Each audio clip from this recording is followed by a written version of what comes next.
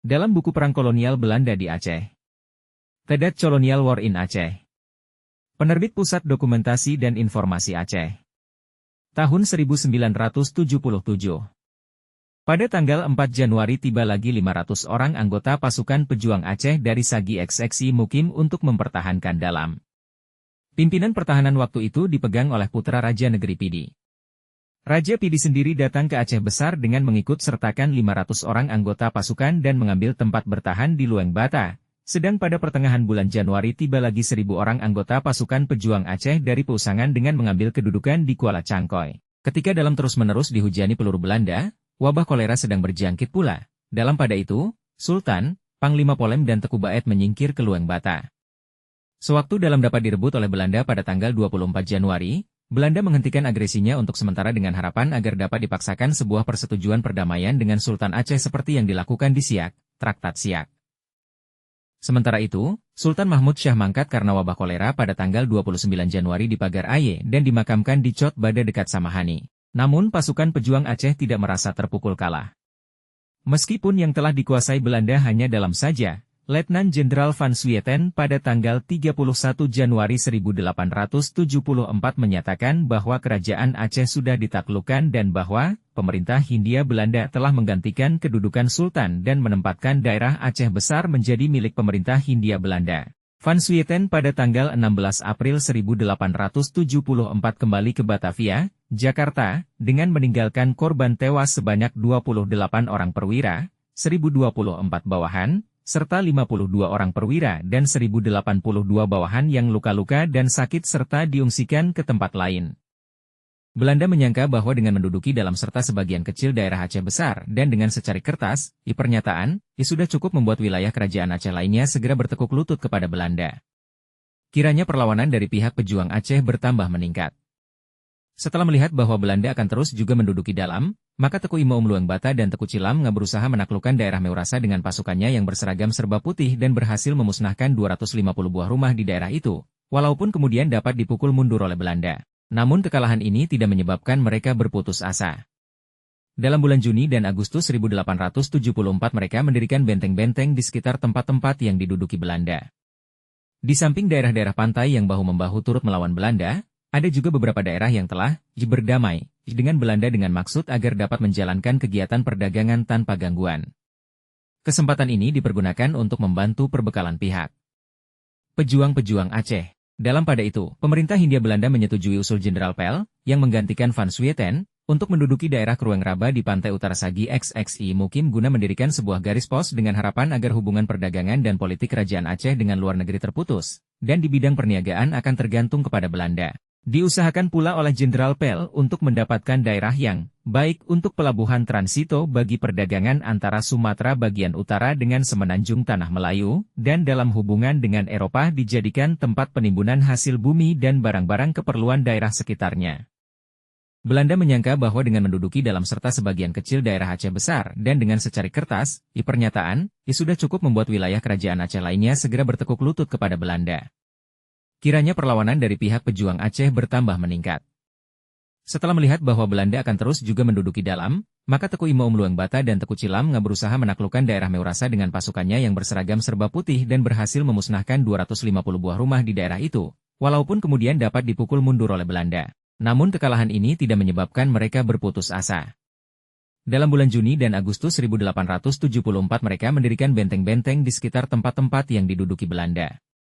Di samping daerah-daerah pantai yang bahu-membahu turut melawan Belanda, ada juga beberapa daerah yang telah berdamai dengan Belanda dengan maksud agar dapat menjalankan kegiatan perdagangan tanpa gangguan.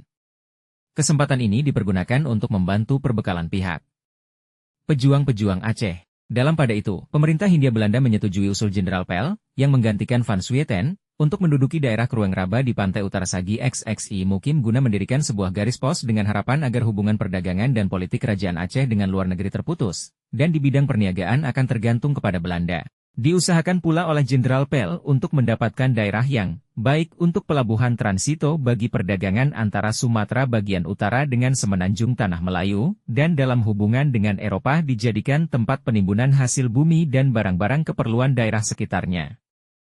Dalam bulan Mei 1878 di dalam musyawarah antara pemimpin-pemimpin Aceh di Cot Bada ditetapkan untuk menyusun rencana penyerangan terhadap kedudukan pertahanan Belanda. Pada tanggal 18 Juni berikutnya Habib bersama lebih kurang 2.000 orang pasukan menyusup melalui jalan gunung dan menduduki Leupueng serta lembah Gletaron. Dan bersama Teuk Nanta mereka menguasai Lhong dan menyerang tempat-tempat pengawalan Belanda di Krueng Raba, Bukit Seubun, dan Peukan Bada. Tetapi kemudian Habib dan pasukannya dapat dipukul mundur. Ia mengadakan hubungan dengan Teungku di Tiro yang menggempur Belanda di Sigli, dan kemudian Habib mengambil posisi di Montassier untuk mempersiapkan penyerangan baru ke Mukim IV. Sampai awal tahun 1877 sudah 60 juta florin dikeluarkan Belanda untuk peperangan ini sehingga Belanda merasa perlu menempuh jalan lain dalam mengakhiri peperangan itu.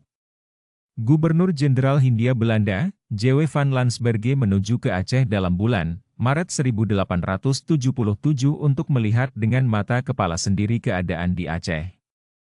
Ia berpendapat bahwa sikap menunggu seperti yang diambil 3 tahun sebelumnya adalah sikap yang layak dilaksanakan dan tidak lagi memperluas daerah kekuasaan di Aceh Besar. Untuk mengambil hati rakyat Aceh, Masjid Raya yang hancur akibat peperangan hendak dibangun kembali oleh pihak Belanda. Perletakan batu pertama dilakukan oleh Teku Kalimalikon AD. Pada tanggal 9 Oktober 1879 dengan disaksikan antara lain oleh Jenderal Van der Heijden dan diiringi tembakan meriam 13 kali, pemerintah Hindia Belanda berpendapat bahwa daerah-daerah di luar daerah Aceh Besar yang bersikap bermusuhan dengan Belanda masih dapat ditaklukkannya. Dalam bulan April 1877 sudah ada beberapa daerah di pantai Aceh yang mengibarkan bendera Belanda, tetapi pihak Belanda sendiri mengakui bahwa kekuasaan dan pengaruh mereka hanya dalam nama saja. Aceh masih dapat lolos dalam mengeluarkan hasil-hasil bumi serta membawa masuk barang-barang yang mereka perlukan. Daerah-daerah pesisir di luar daerah Aceh Besar, seperti Samalanga dan Meredu di pantai utara, Moulaboh dan Lhong dan lain-lainnya di Aceh Barat, serta Langsa dan Manyapayet di Aceh Timur masih terus bersikap bermusuhan dan melawan Belanda. Untuk menghadapi daerah-daerah ini Belanda mengirim kekuatan militernya dalam bulan-bulan Agustus sampai dengan Oktober 1877. Dalam pertempuran di Bate Ilie, Samalanga, bulan Agustus 1877 Panglima Tentara Belanda Kolonel Van der Heijden terkena peluru di mata kirinya. Ternyata hasil penyerbuan ini sangat tidak memuaskan pihak Belanda sehingga mereka terpaksa mengambil sikap menunggu selama 1 tahun. Politik lunak Belanda dengan menghentikan agresinya di daerah Aceh Besar serta selesainya pembangunan kembali Masjid Raya pada tanggal 27 Desember 1881 tidak menghasilkan apa-apa. Harapan Belanda akan datangnya saat pendekatan dari pihak pemimpin pejuang rakyat Aceh kepada pihak Belanda tidak juga menjadi kenyataan. Untuk menunjukkan kepada dunia luar bahwa kerajaan Aceh masih mempunyai satu pemerintahan, maka sesuai dengan hukum adat. Dinobatkanlah Tuanku Muhammad Daud Shah sebagai Sultan di Masjid Indrapuri pada tahun 1878, dan selama Sultan belum dewasa pemerintahan dijalankan oleh Tuanku Hashim Bangtamuda sebagai Mangkubumi. Dengan adanya serangan-serangan gencar dari pihak Aceh, Gubernur Jenderal mencabut sikap menunggu itu dan memerintahkan penaklukan seluruh lembah Krueng Aceh.